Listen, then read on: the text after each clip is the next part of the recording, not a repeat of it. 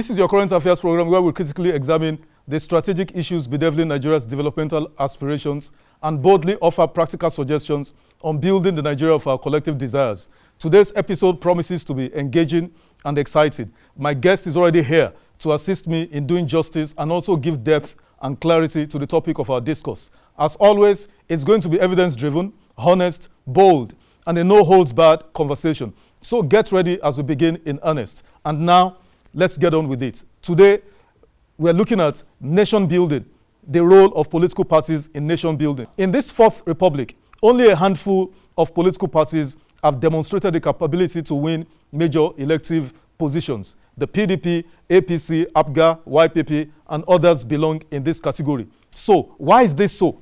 Indeed, why are political parties important in a democracy? What are the strategic roles of political parties in nation building?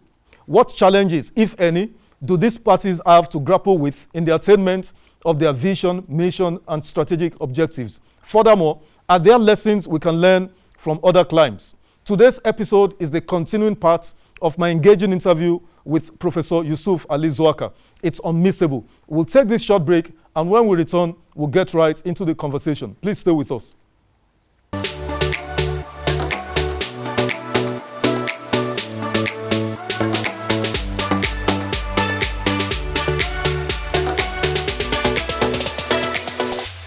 Welcome back. Prof, before we went on that short break, we were talking about the low level of voter education. So let me ask you, whose primary responsibility is it to educate potential voters on, Nigerians generally, on the meaning of democracy, the rights and responsibilities of Nigerian citizens to deepen democratic tenets, ethos, and practices? I say this, I know for a fact that there is a department or a directorate in INEC charged with voter education, chaired by, I think, Festus Okoye or something, Mr. Festus Okoye. Yeah. What about political parties? How do you assess the roles of political parties in deepening voter education? And I also want to take this question together because they go together. Can you distinguish the ideologies of even the two major political parties? And I'm going somewhere with these questions. Okay, let me start from the last one. For me, the major political parties have the same ideology. Why do you say so? They are all rightist parties. They all support free enterprise, privatization, all those things. Correct me if I'm wrong. Political party ideology in advanced democracies, they are as strong as religious beliefs. So it's so hard, not impossible, it's extremely hard to find individuals cross-carpeting, especially elected politicians, cross-carpeting from the Republican Party to the Democratic Party. I mean, I've watched American elections maybe 30, 40 years now. I can't remember any major Democrats switching over to the Republican and vice versa. In the UK, I can't remember any Labour person cross-carpeting to the Conservative. It's almost impossible because the ideologies are so strongly believed. These are philosophical ideas that are strongly, believed, like religious, tenets. So, if you're saying they are rightists, are you sure? Because why do politicians in Nigeria, in the morning they are PDP, in the evening they are Labour? Peter Obi used to be. In fact, he was vice president. In fact, started from APGA. Mm-hmm. As soon as he finished, he jumped to PDP, and he became vice president in PDP 2019. Now he wanted to be president under PDP. Once he saw it was not going to happen, probably, he switched over to Labour. As of yesterday, 3 senators wrote to the Senate president, they were moving from APC to PDP. And if you read through their excuses, they are so banal, so infantile. The question again, Prof, is, do these parties even have ideologies? And even if they do they even believe in those ideologies? They have ideology. If you say they don't have, you have the ideology of the parties, generally, about 3. Conservatism, you want to conserve. Then you have liberal Democrats, which is what these major parties represent in Nigeria. And then you have socialist leftist party, and which you don't have. In Nigeria, most of the parties are not the one that used to be left is the Conscience Party. Ganifa means or maybe in the previous era, PRP. And even currently, you still have PRP. Okay, so you can also ascribe that to PRP that believes in trying to emancipate the poor. So like a socialist. So it's a kind of socialist something. movement. Yeah. So these are three basic, ideologies political tendencies that you find globally. So why you don't find most of the movements like you find in, in Nigeria, in some of these European countries and all that, is because in those European countries, they are playing their politics in a very matured way. And in a matured way in the sense that you believe in the party, you believe in the programs of the party. You also believe that you are going to add value, and you're not going to office to look for money. You are going to office to serve. So you are ready to face any condition. The condition doesn't necessarily have to be favorable to you, but because you want to work for the people, you now go in. In the case of Nigeria, that's not the case. People want to go into office to get money. One of the major problems is the problem of exclusion. The majority of people are excluded, from the political process. And if you take the entire politicians in Nigeria, just about 11.9% or so of the entire population are the ones that are involved in these activities. Wow. About 88.1% are excluded completely. What did they do, for instance, in Uganda? In Uganda, even though it's not a good example, but they decided to reserve seats for women, for youth, for the armed forces, for labor. They have seats reserved for them. To ensure there is at least their voice will be heard. People with disability. These 5 groups, they have seats reserved for them. Some have 5, some have 10. Reserved for them so that their voices at least will be heard on the table. Not that somebody... Where it matters. Where it matters. Where decisions are being taken. So in our own case, what are we really doing to have inclusion? You saw clearly recently when the members of the National Assembly tried to say the only mode they want to accept is direct primaries. Because they know the implication. If they said indirect, now over 170 are no longer coming back to the house because they've all been removed. Even the Senate president is busy battling a ticket that he never contested for. And if INEC is serious about what they're doing, he shouldn't be allowed to contest. Because if they do that, these are things we're talking about. You don't continue to allow indiscipline in the whole system. If he didn't participate, you went to observe the election. Did you see him in the list of people who were there? He was not there. And therefore, the party has no reason. That's the reason why you can see the way they operate the parties. And so, how are the potential or supposed electorates understand what those ideologies are? You know what? And you just gave very damning statistics that all these 20-something years of democratic practice, only about 11% of our citizens are involved. Yes. 88% thereabouts, 89% are totally excluded. Yes. And I said, which is more important? A delegate of a political party or the voter in the democratic chain of events? Which is more important, Prof? You see, they all play different roles. The delegate will go and get you a contestant for his party. The voter now has a choice to make amongst the people that are presented. He chooses whoever he thinks will help to meet his own aspirations. And so at the end of it all, it is the voter that is very important. All they do is just to contest election. If you finish this election now, they go to sleep. That's why when you're talking about voter education, they are supposed to be part of the... But they are not interested in that. It's not even in their interest for the voters to be aware of what they are doing. They don't even want that. They prefer that the voters should remain not having any knowledge about what they are doing. It's just for them to come up. That's why they are able to easily manipulate religion and ethnicity and region. They are able to do all this because the voter is being manipulated. He doesn't know that these people constitute themselves. They are a class, and in that class, they don't have any religion.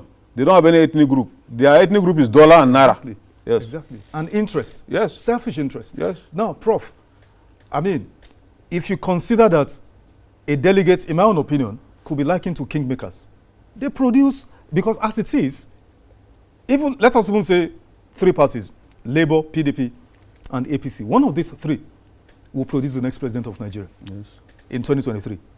Who produced those candidates? The delegates. Yes.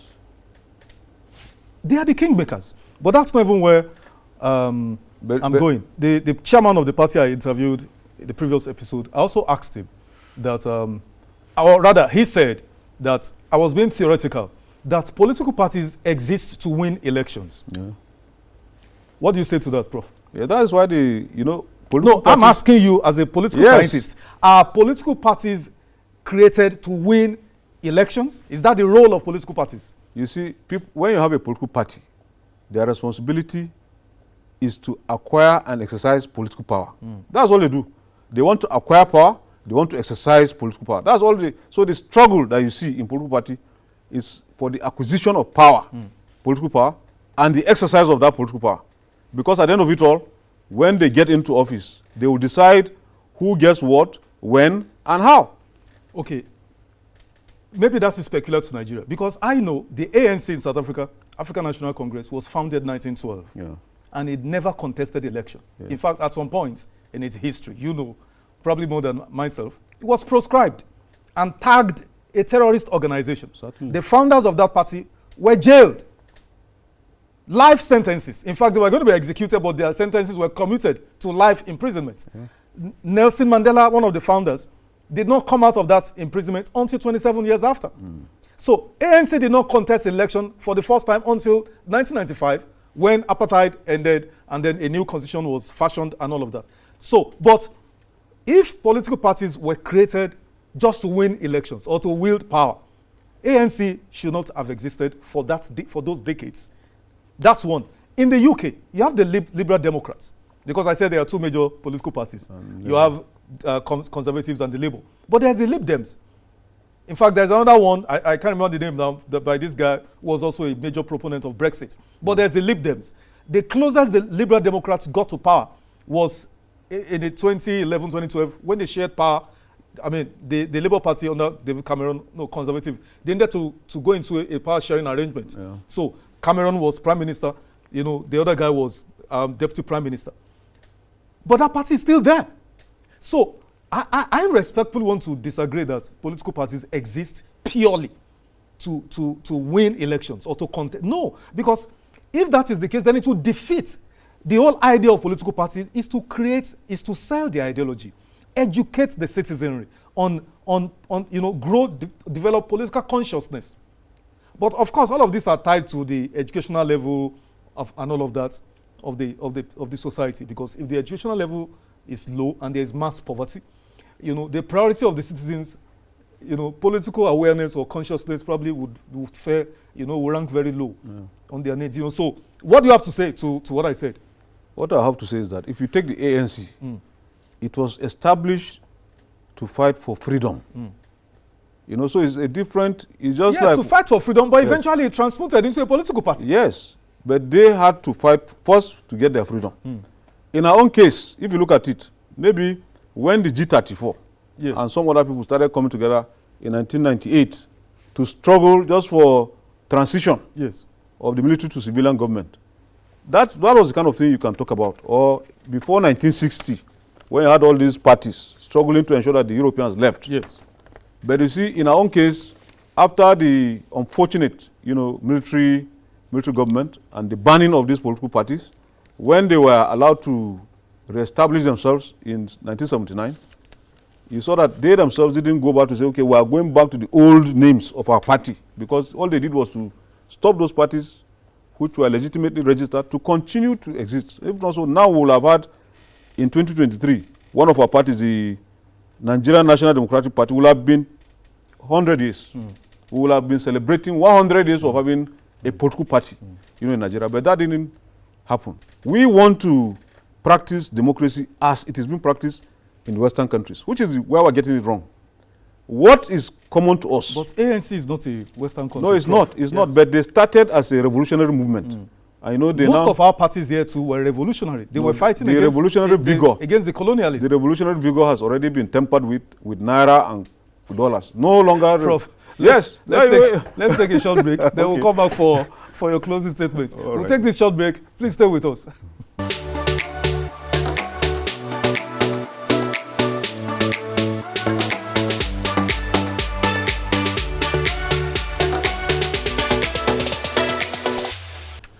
Welcome back. Prof, in rounding up now, in the United States, in 2020, the incumbent president, Donald Trump, after he had lost, himself and his allies instituted about 60 or over 60 cases, I think 62 to be precise, court cases, across different court system in the United States, right up to the Supreme Court. Now, that was strange for me, a keen watcher of U.S. democratic practices. But what also stood out to me was the courts, the various courts, were extremely reluctant to get involved in those political cases. So most of those cases, in fact, 90% of those cases were dispensed with under 24 hours. The most that it took was the Supreme Court in 48 hours. The decisions were given in 48 hours. Now, but here, it's the reverse. Yes. What is responsible for that? You see, the independence of the judiciary is also another issue. And the selection process of justices and all that. You see, so if you have a problem with the selection process, so you know, what they will do is to dance to the tune of whoever it is. Recently in the FCT, just take the case of the FCT, recently, one judge in the FCT passed a judgment that newly elected officials of the area councils should not be sworn in.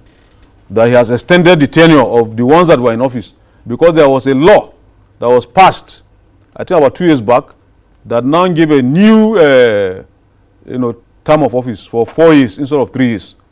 And even without going to any law school, you know that there's no way, because these people that were on power were elected for 3 years. You cannot now say they should benefit. But we know what transpired that made the judge to act in the way he acted. But he will still be in that office.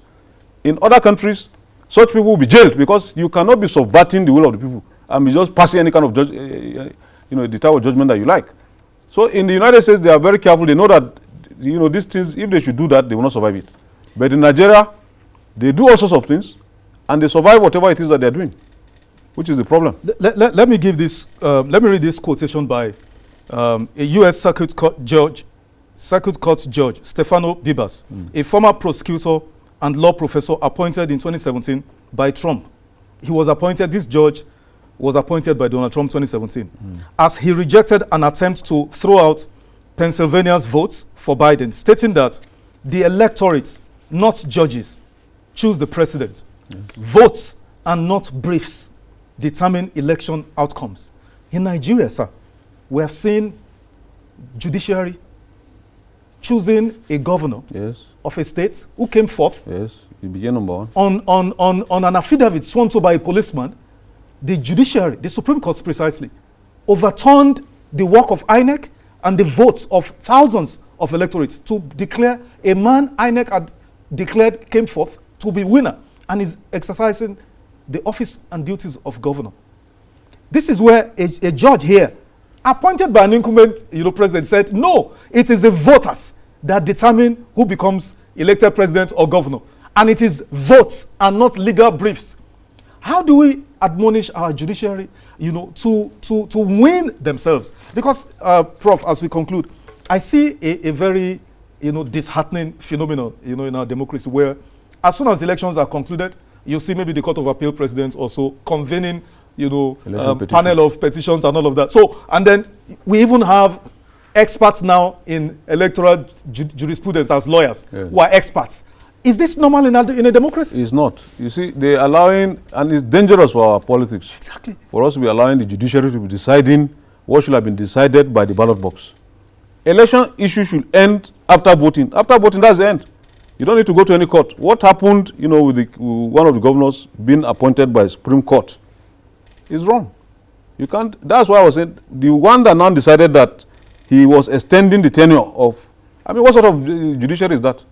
So if they cannot stand, and so is the individuals now. Are they really, transparent? Are they really accountable? Do they have integrity? If people now find out they are going to compromise your job, and they will do it because the moment you see the kind of funds they are going to give you, you forget that you are a judge. Let me remind you of in 2020, the elections of Osho in 2018. Yes. The elections proper 22nd of September, if I'm not mistaken, and then a rerun. Anyway, there was a rerun, and then it ended in a fracas, and then everything was manipulated, and then it went right all the way to the Supreme Court. The trial court gave verdict in favor of a particular candidate, but the appeal court overturned it. And then when it got to the Supreme Court, you remember that verdict on a technicality. The Supreme Court said just because one of the judges, in fact, the judge who read the verdict at the trial court did not sit on a particular day. So because of that, the entire proceedings was rendered null and void. And so someone sat on that office who, the trial court had declared did not win the election. it was proven by due legal process. So once again, can you speak to the tendency of our judiciary to get enmeshed in democratic malpractices, deepening the malfeasance we're all witnessing in our democratic practices? It's really very disgraceful and shameful that the judiciary is getting itself into this political mess. What I think, there are some courageous, judges who will not listen to all this. But there are also some of the judges, and they are known. I think it's because maybe the judiciary is not really disciplining, some of these people. That's why they are doing what they're doing. But if they would discipline them, including, of course, jailing them, because you can't be jailing people and you when it comes to your own turn, you begin to, treat them with kid gloves. Exactly. If they know that, if they should go and do anything wrong, they also face the music. I'm sure it will reduce all this crisis we're having in the judiciary that is imposed by the judges themselves. So there is need for them to also, we have a lot of, problems cutting across all the, arms of government. There's none that is free of accusation of corruption, not doing the right thing, all that. So we have to begin to do the right thing. And cases should not be taken too long in the courts. Exactly. If a case comes to court, you can dispense of that case that same day. Exactly. No lawyer, you see, the lawyers are not helping the country. Exactly. Prof, we have to go. Yes. But this is a continuing topic, so definitely you'll be back here very soon for us to continue this conversation. No problem. I must appreciate you for coming. Thank you very much. Thank you so much. Thank you very much. Well, thanks. Yeah.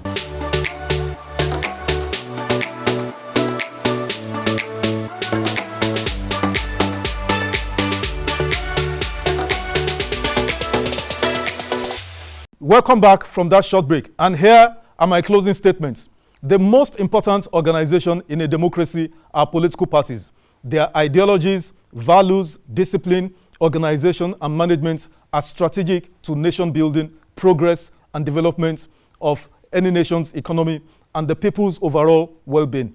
Conversely, their inherent failures and weaknesses poses a great threat to the nation and people, with adverse or even dire consequences. I had previously listed 6 critical factors which define the respective strengths and weaknesses, or viabilities of political parties. 2 were explained in the first episode, and here are the remaining 4. Number 1, the durability of political parties. Political parties must begin with the long-term future in mind, and not necessarily cycles of elections. Parties who are fixated on winning elections hardly endure beyond, their founding individuals. Politics is a lifetime endeavor, and the managers of this must have the future in mind as they seek to build winning platforms that will stand the test of time. The ANC in South Africa was founded in 1912, yet didn't even contest elections until 1995. For decades, the ANC was proscribed and tagged a terrorist organization, and its founders incarcerated. Yet, the party stuck to its vision of a racially equal and democratic society. And today, the ANC is the dominant and ruling party in South Africa. Number 2, adherence to laws, rules, and processes. Political parties must obey the laws and regulations of the country, and where they operate. The regulations and guidelines are stipulated by INEC, for instance, in Nigeria. These are extremely important. And also, political parties must respect its own internal rules and regulations. An anti-democratic political party cannot produce a democratic government or society, for that matter. A lawless political party will certainly bequeath, to the nation its culture of lawlessness and impunity. Political parties, therefore, must institute sound democratic ethos and a robust governance processes. Political parties also must ensure it is built as an institution and not a cult, of personalities. Now, number 3, political parties must have a culture of excellence. Instituting a culture of excellence in political parties is the exact antidote against a culture of mediocrity, which seems to pervade almost all the available parties in Nigeria. A culture of excellence is about fastidious observance of the values and principles that ensure the brand strength of that party remains strong in the minds of the voting public in the foreseeable future. Finally, at least for now, is the brand management of political parties. The perception and appreciation of each political party by the populace is hinged on the degree to which it has imbibed all of the above strategic factors. It is the totality of this in the minds of its members and the voting public which determine each party's ability to win elections and actualize its programs and policies. From the foregoing, that is the 6 factors I just highlighted, the 4 here and the 2 previously, it is obvious our political parties in Nigeria have a huge task in becoming the real positive agents of nation building they are intended to be. We on this program can only encourage them, to learn from this series and imbibe the lessons provided. This conversation is a continuing topic. Please keep a date with us. I believe in a new Nigeria, and it is possible. And this and my closing thoughts. Now, that's the program for today. Remember to follow me on my different social media handles. Subscribe to my YouTube channel. And you can also watch this particular video and other videos there at your convenience. Drop your comments also. I'd love to hear from you. And I'll see you next time. Bye for now.